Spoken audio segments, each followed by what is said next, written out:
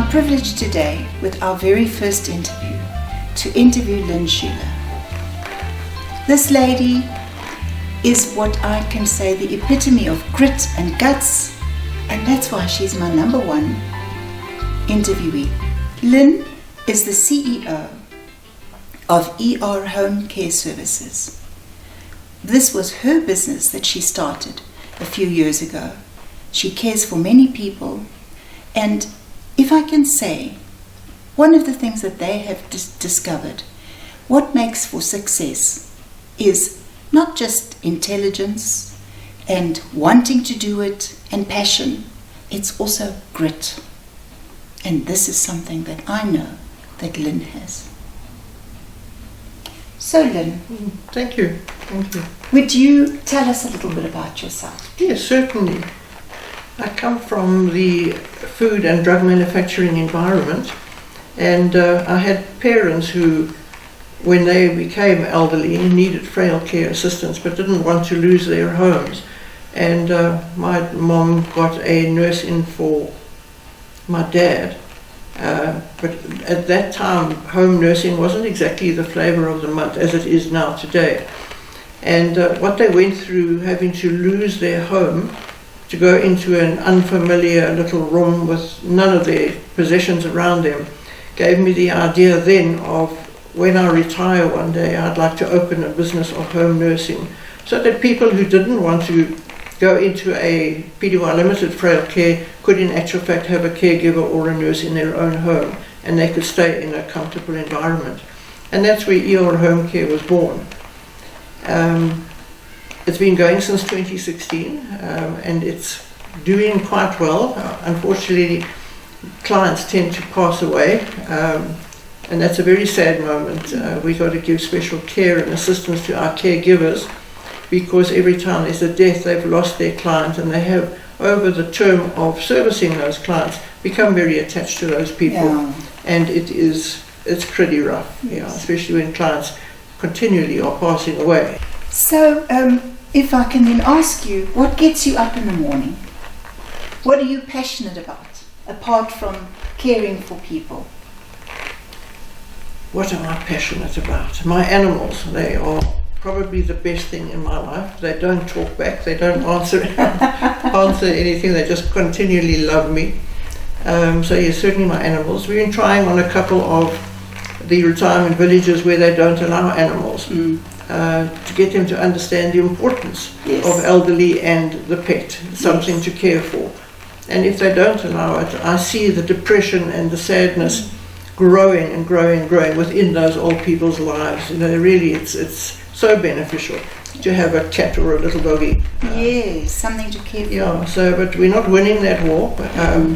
A lot of them now will take them if they've already got an elderly pet, but once it passes away, they may not replace it. And that's a very sad thing that these old people are finding. Yes. Many of them, their children, they think paying the bill or putting a nurse in the home, that's their duty done. Yes. They don't visit mom and dad, they don't see the grandchildren. It's very sad, that's a bit heartbreaking. So being that company for the elderly, taking them out for tea, the one wants to always go to the casino. But I can't allow that, I'll never find her again. But I visit on a reasonably regular basis, with COVID now not so regular. But to visit them, to take them tea and have cake with them, take them outside into the garden for the sunshine. That's something that I enjoy. It's just being that somebody in their lives that gives them that break to their mundane lives. Mm-hmm. That's my getting up in the morning. That's beautiful. So in your life, it sounds like your life has been quite easy, except now for this part now where you are working with elderly people who are leaving the world. What has your life been like in general? Okay, it hasn't really been that easy. Your life is what you make it. I've learned that over the years.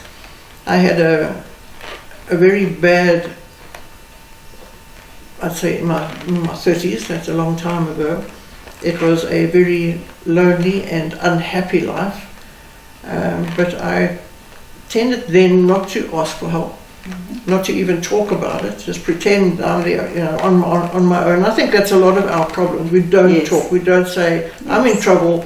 Can I please talk to you, or can you help me? And that's a big mistake. Yes, the cover-up is not good.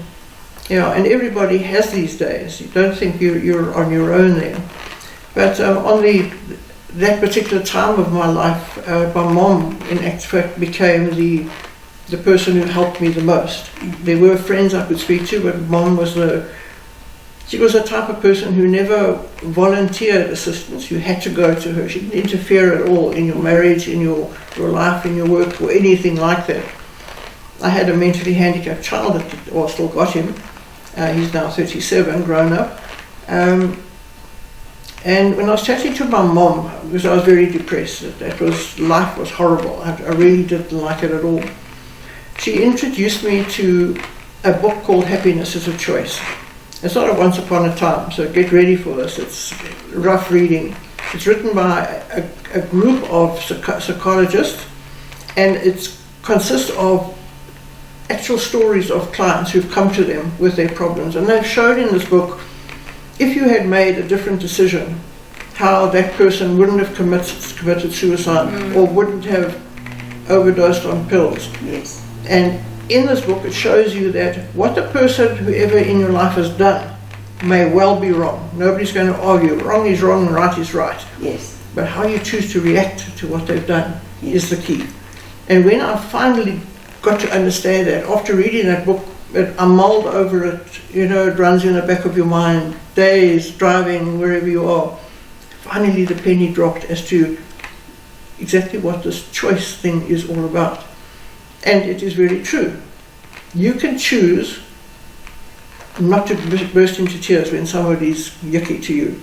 You can choose not to get angry. You can choose just to shrug your shoulders and move on. Choice is yours.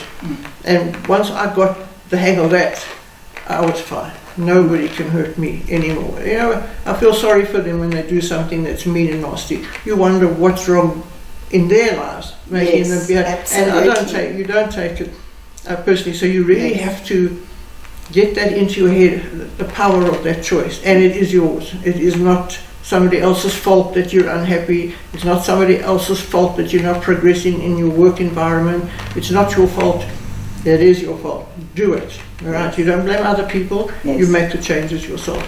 And that has been a wonderful lesson for me. That happiness is a choice. Get the book. It really is worthwhile. Thank you, Lynn. So you are saying it's your attitude and the way that you look at life which is so important. So an attitude of gratitude for what you have and changing your mindset are important things. And what you said about it's your choice to see how people react to you and still hold on to the essence of yourself and say it's their problem, not my problem. So whatever they say to you doesn't affect you. In a way it can, but because you know who you are, you're not going to say, oh, poor me, everybody's against me. What you are saying is, I'm sorry that they have a problem with us, and it's not my problem. Very true. So, some people talk about limiting beliefs. So in other words, you're limiting the way you believe, what you believe about yourself and about your work, and that you can't do things. Do you think that this is a valid thing to think about yourself, this limiting belief? No, I don't believe anyone should think that there are any limits to what you can do. We have probably a maximum IQ or potential that we can reach, but you must go for it. Don't ever think that you're not worthy of or capable of. Absolutely not. We will find somewhere along in our working careers that there are things that we just can't do. We don't have a master's degree in, so therefore, but be smart enough to then go and find somebody who does know how to do it. And you learn that way. Don't pretend you know how to do it, because then you'll mess up and obviously get into a nice bit of trouble. What I found in the work environment is it was very important during this happiness is a choice and post that era. One needs to decide what your values are. You have to decide what you believe in and live by that. Don't let anybody, no matter who that person is within your organization or in your life, how more senior they may be to you, you've got your values, you've got your beliefs, and you stick to them. I found in business, dealing with the higher echelons in the company, very often we were asked to do things that I didn't believe were ethical. Sometimes they're not safe in your warehouse environment, and you have the right to say no. But you need to not just say no for the sake of saying no. Yes. It's no because of what you believe, and you don't back down from that. Those values are just so important, but you need to have them. And you don't have them because you're alive. You have them because you've thought about them, and you've decided how you want to live your life. The honesty, the friendliness, everything. It's very important to have those values. But we have no limits. We really are truly, other than our own capacity to be able to achieve certain things, you just keep going. You will reach that. No, there are no limits. Yeah. Good. I like to hear that. That's very good. And if you think about somebody who is battling, say, with life in general, and they may be turning to drugs or even maybe suicide, how would you say they can sort of get their lives together? Is there anything that you can say to just help? Yeah, very definitely. Have worked in the past with SADC, which is the South African Depression and Anxiety Group. And the people in those organizations, gosh, it's sad. It really is sad. You go in there, you're going to all share. You go around where usually when you open up who you are, and you're not, I'm an alcoholic, SADC isn't one of those, but you talk about your bipolar or your schizophrenia or whatever it is that's wrong. And they are depressed. They're all on medication, various types of meds. But you find in those meetings that your problems are actually not that great. There are other people around you who are much worse off. And you start, usually if you don't speak about your problems, they become huge in your mind, insurmountable. But as soon as you actually talk about them, you think, you kidding?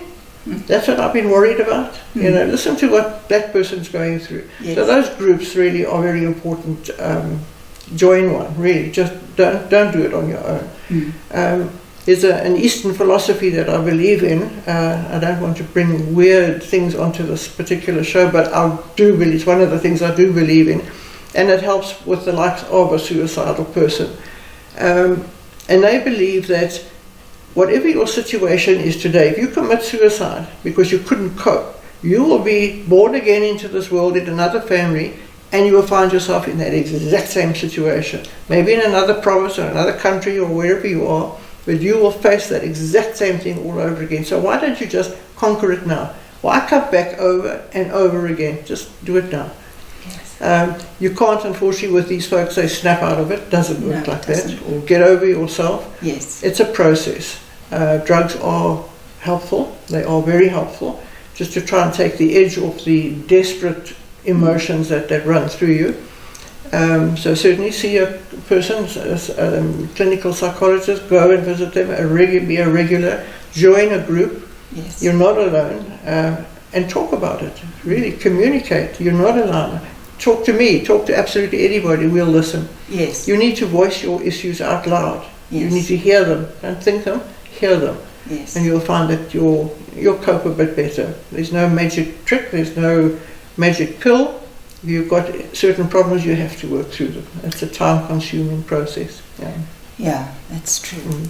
Yeah, and even writing down the things that worry you, getting rid of them, and looking through at later and seeing what have I done and where am I in my life.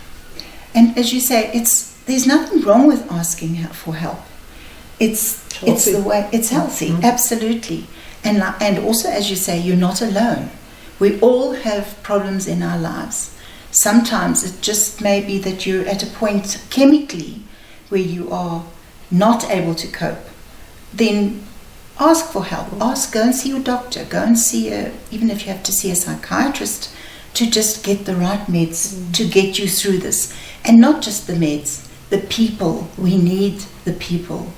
As you were saying about the elderly people in their homes who don't have animals, or somebody to care for, or somebody to just come along and say, I love you, I care for you, my grandchild, my own children, that they are so lonely, and it's the loneliness that is also a killer. And you can't get over that on your own. Mm-mm. You need somebody like you, with very your important. yes, with your home care system, that they can talk to you and you understand and you care for them, and it's the care. And to know I'm not alone, whatever I'm going through, somebody else has gone through something similar, but it's your problem that you are able to share with others, and that is so important. You're not alone in the world. Even though COVID has isolated us in many ways, it shows more and more just how much we need people. We need life around us. Yeah, it is very important. Yeah. So now, as a very authentic, special person who I admire, may I ask you, is there anything else that you would like to add